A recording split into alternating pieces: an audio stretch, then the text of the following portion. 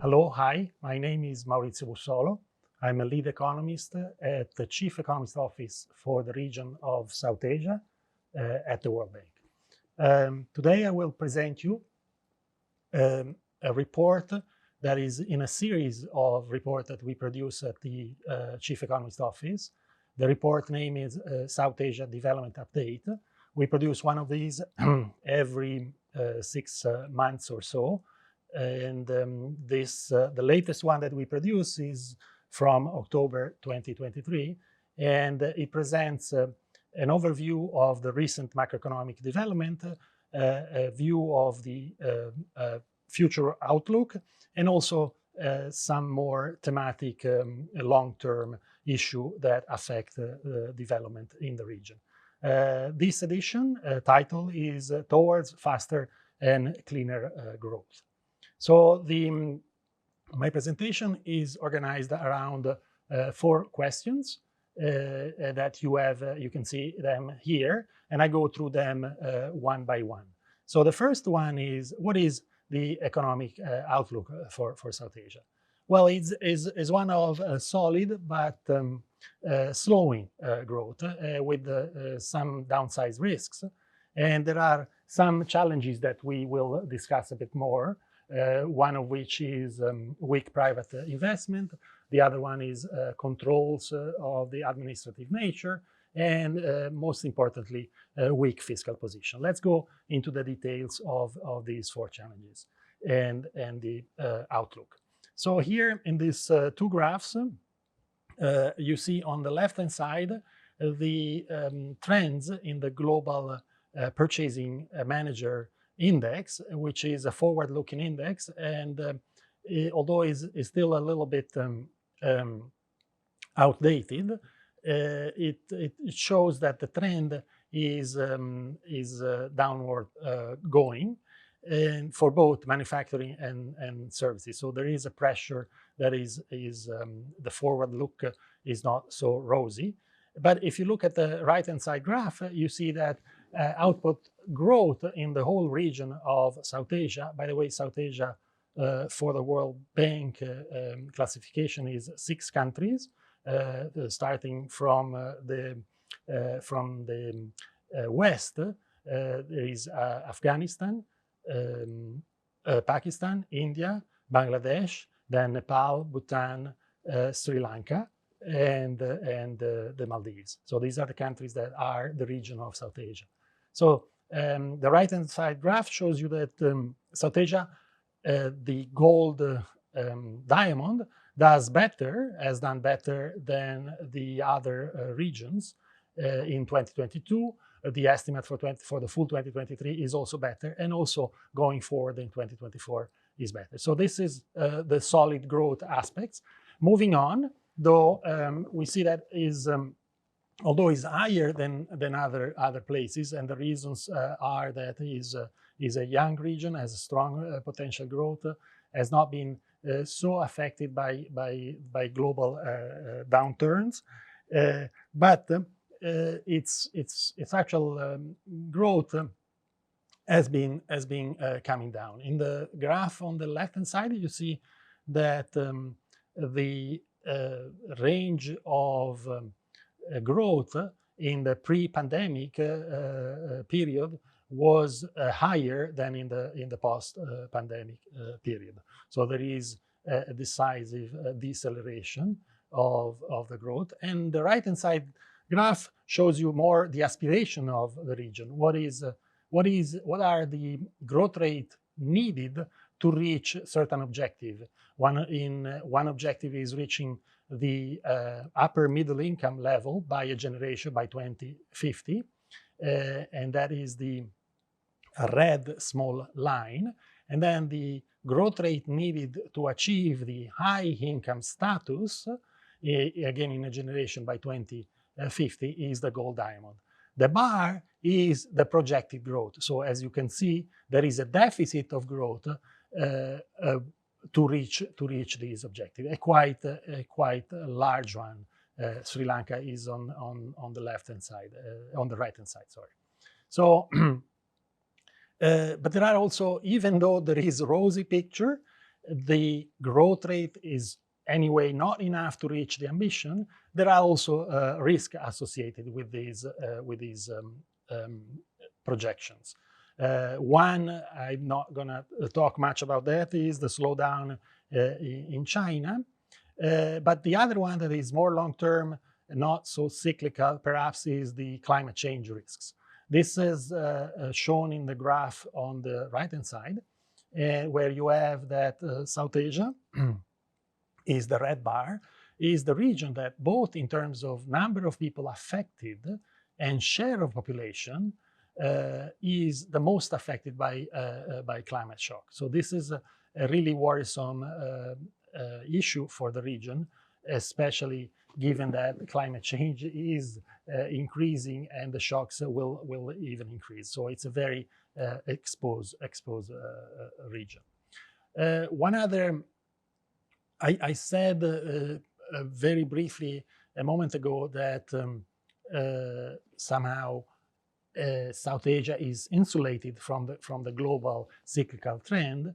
And one reason for this is shown in this graph, that the region tend to use quite extensively both trade and capital flows restrictions. On the left-hand side, you see that both on the export side and on the import side, most countries not only have higher than average level of protection of trade flows, but these have increased.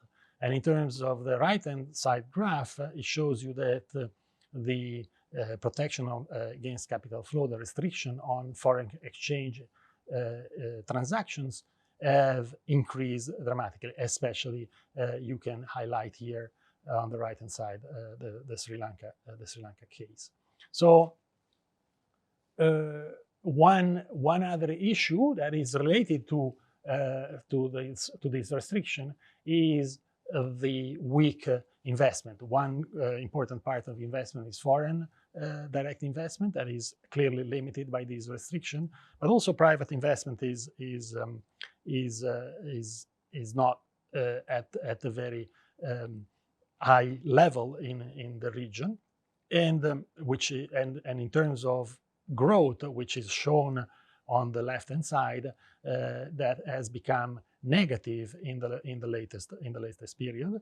This is compensated partly by investment by the public sector, but when you put these together, which is shown on the right-hand side, but when you put these together, basically the level of investment is at zero for the region. So this is a concern, especially going forward, if we are interested in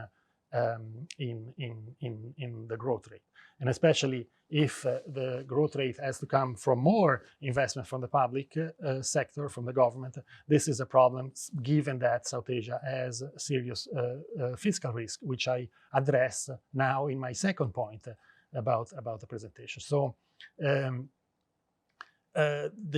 what are these fiscal challenges? Let me start by showing you a graph that shows the level of indebtedness in the region, which is shown on the left-hand side, and the government revenues. On both these metrics, the region has a very high level of indebtedness, and this level has increased from the 10 or 13 years ago, and it's now at twice the level of other developing regions. So the red bar is about twice for South Asia than for other developing regions.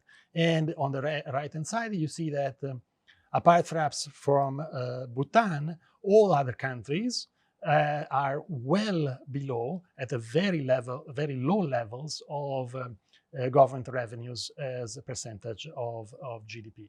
And again, let me signal here that unfortunately Sri Lanka, for also cyclical reasons, has the lowest level of revenues over GDP. So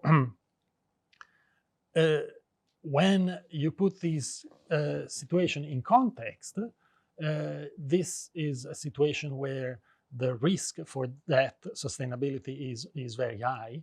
indeed, what we did here is a study of a series of debt default in a period that goes from about the mid-70s to the early 2015 or so.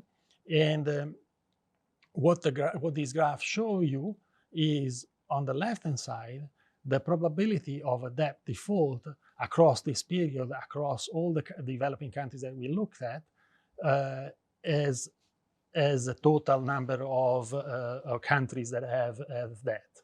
And when there is an end of the Fed, the Federal Reserve for the US tightening, that situation is correlated with a very high probability of default. So most of the default that we observe during this period across this country is when there is a hand of the Fed tightening, or when countries don't have a fiscal rule, or where they start off with a high level of debt. And now we are in a condition where these three circumstances are present, so the probability of default is quite high, and indeed in some countries, including Sri Lanka, there has been already a default. And the other part of the graph shows you what are the success possibility of a default, and they're not so high. This graph shows you that about 50% of the default succeed in reducing that overhang, and a little bit more, but not even 2/3, succeed in reducing interest rate in the future. So what are the conditions that are needed for more success? Well, basically two. One is a strategy to reignite growth, and a strategy to keeping under control public expenditures. If those two strategies are in place, then you are likely to be in the successful cases. Maybe one quick word on fiscal rule, but maybe for the sake of time, I just glance it very quickly here. We can maybe discuss this in the question and answers, but the bottom line here is that South Asia, while they have fiscal rules, which are rules that control how the government freedom to take on more expenditure or take on more revenues, taxation, etc., and the balance of it. South Asia has these rules, but they are on the weak side when compared to other countries, and they are broken many times, so they are not respected. So in a sense, as the title says there, fiscal rules can help, but if they are not met, is a problem. So what is then that is a good strategy in circumstances where growth is weakening, there is no space for the fiscal stimulus and the government to come in. And in this third part of the presentation and the report, we look at how can the region take advantage of this greening of the economy and energy transition. Is this a chance to reignite growth? What are the challenges there? So that's what we are looking at. Let me start by showing you a graph on the energy intensity of output in South Asia. So the energy intensity is normally measured as the tons of oil equivalent, which is a measure of energy, over thousands of US dollars of output. And on the left-hand side, you see three things for the region and for 4 countries in the region. You show what is shown is the growth rate of the GDP in a period 2010-2020, 20, so for the last 10 years, which is the blue bar, then the red negative bar is the reduction on intensity of energy use, and then there is the diamond, which is the difference between the two, or the consumption of energy. Okay, so what this graph tells you is that yes, there has been growth in these 10 years, there has been reduction of intensity, and therefore there has been some saving or a lower growth of energy demand. However, even if we have this progress, what the right hand side graph shows is that South Asia as a whole remains very high, and the highest among developing regions in terms of energy intensity, almost twice as high as the world. So that's there is a lot of space to reduce energy demand in the region.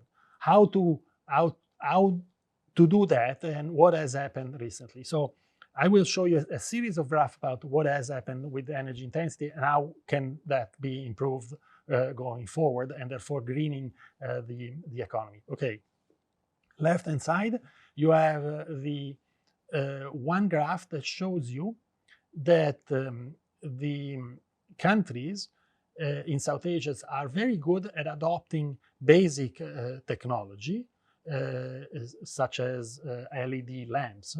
They are very good at that, but they are much worse when it becomes with the technology, the saving energy technology is a bit more sophisticated. So there is a problem of adopting more sophisticated forms of savings.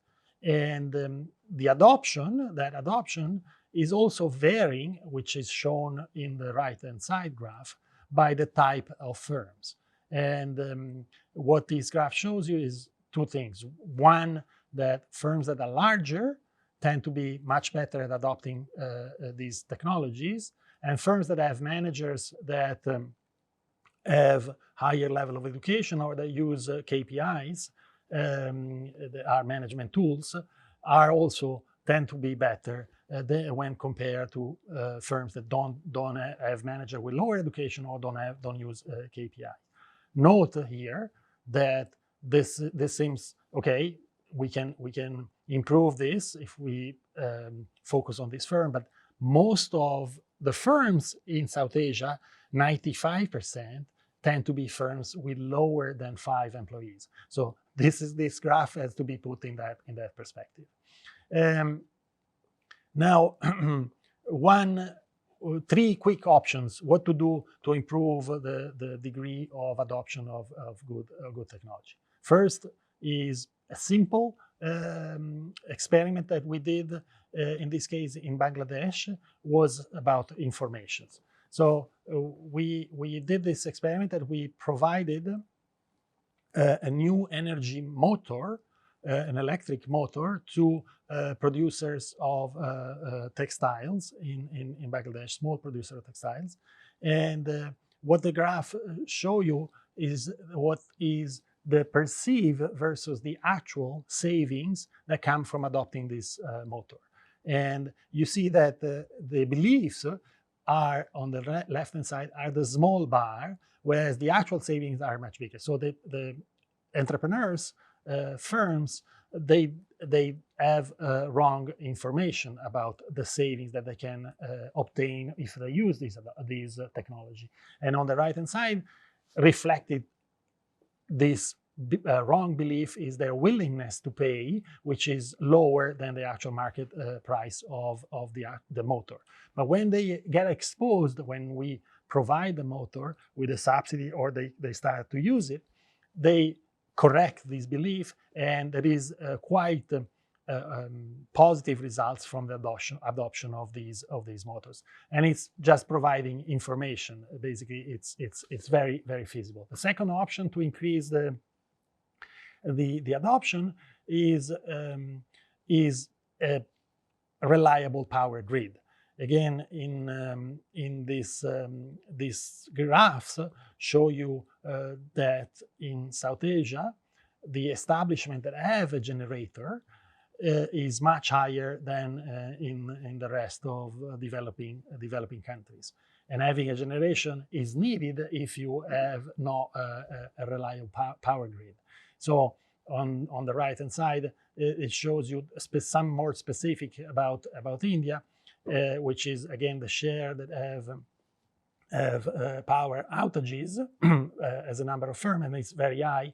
And then the red one is the probability of adopting a power generation when you have power outages. So this is very inefficient. To use a power generator is very inefficient and depending on a non-reliable power grid. The last graph is also a fairly straightforward suggestion to improve green adoption, and is the price signal. On the left-hand side, you have basically how much it costs for firm to use energy converted into the price of carbon. Okay, so whenever you use energy, you emit CO2, and if you don't pay for these emissions, or if you pay for these emissions, your emissions will be affected. And as you can see, 3 out of the 6-7 countries here, they including Sri Lanka, have negative price for emitting CO2. So basically, they are incentivized to use energy and produce emissions. So this is clearly the wrong way to go. On the right hand side, I'm not going to go into the details, but we have surveyed the literature, and you have other ways of improving the adoption, from financing, market-based, I mentioned the prices, to information, I mentioned that, and then there are also command and control regulation that can help. So, okay. So I'm going towards the last point of my presentation. Before doing that, I show you that there are indeed benefits from using more efficient energy technologies. On the left-hand side, you see the difference between SAR and other developing regions of the use of the contribution to emission from both the power sector and the industry sector, and both together emit more than other countries. So when you use less energy, you have space to reduce emissions, and less emissions are linked to many different benefits, including health, productivity, etc. The interesting second graph shows you that when we follow firms, and we have a panel data for India in this case, when you follow firms and you distinguish them between firms that have not improved in their energy efficiency versus those that improve, the second group increases its intensity of labor. So the employment growth is higher in these energy saving firms. So this leads me to the last point very quickly, which is I presented the fact that energy is not very used very efficiently, and there is a lot of space to reduce energy consumption, but that will create quite a dramatic structural change in the region. And what happens to the labor markets? Well, here in this graph, I show you one initial way of thinking about this, and that is for all the countries in South Asia, we have the share of green jobs, which are supposedly to expand through this energy transition, and the share of polluting intensive jobs. Clearly, for all the countries, apart for India, the amount of green jobs is much smaller than the amount of polluting intensive sector. So through the energy transition, you will lose more jobs than what you will generate. So there will be a need of policy to accommodate this change. And the second graph on the right shows you that also the polluting jobs tend to be concentrated in manufacturing much more than the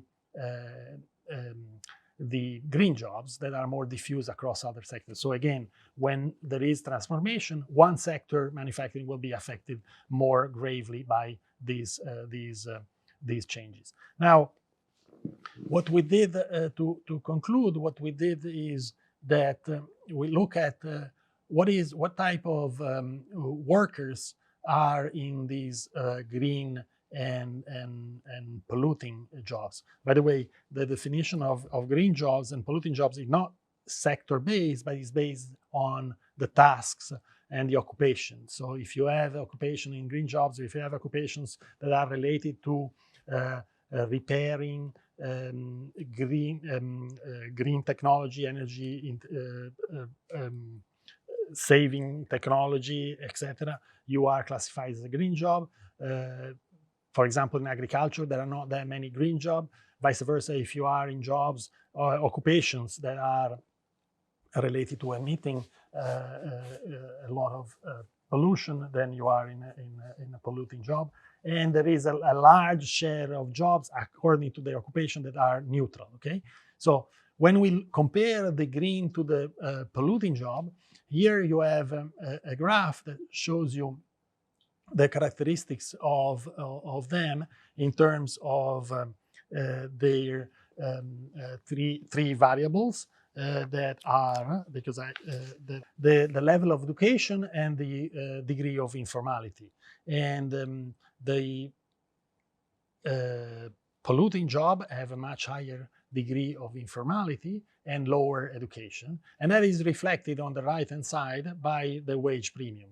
So green jobs tend to pay better salaries than polluting intensive jobs. So this is what we get from observing the structure of the labor market in the region.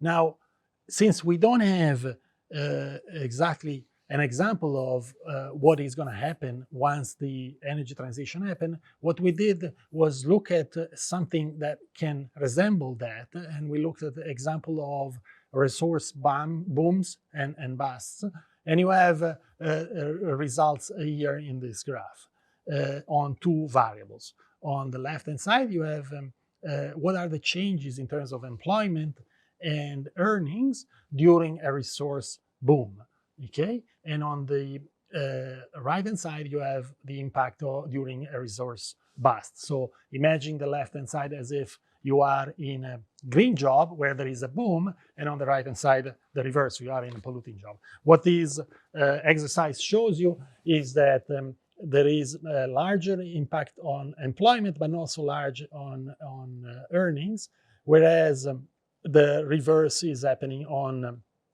the resource busts, that there is a slightly lower impact, negative impact on employment, but a bigger cut in earnings. One other difference that is not shown by this graph is that the losses tend to be longer term than the benefits. So this is also a little bit of a concern. So those are the four questions that we look at. I leave it here on this graph. So in extreme synthesis, the outlook is solid, but is decreasing, and it depends on partly from policy, but it's also something structural. There are some serious risk going forward, and the fiscal space is restricted, and in some cases is almost exhausted, and so we can't expect much for the future in terms of public investment. There is this ongoing transformation of the economy towards a greener type of technology. The South Asia has a lot of space to improve there, but it's going to be difficult, especially on the labor market. There will be important adjustment needed. Thank you.